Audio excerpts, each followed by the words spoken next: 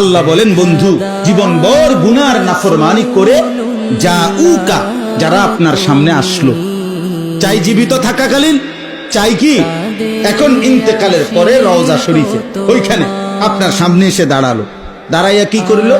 ফাস্তাগফিরুল্লাহ, আল্লাহ তাআলার নিকট, আমি আল্লাহর নিকট তাদের গুনাহের জন্য ইস্তিগফার, ক্ষমা প্রার্থনা করব।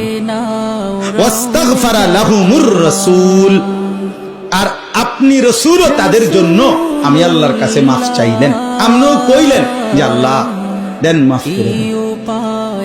লাওয়াজাদুল্লাহ তাওয়াবার রহিমা, অবশ্যই তাহলে আমি আল্লাহকে পাবেন যে আমি তওবা কবুলকারী, আমি দয়াকারী। বন্ধু আপনি বললে আমি আর ফিরাই দিব, আপনি বললে ফেরানো।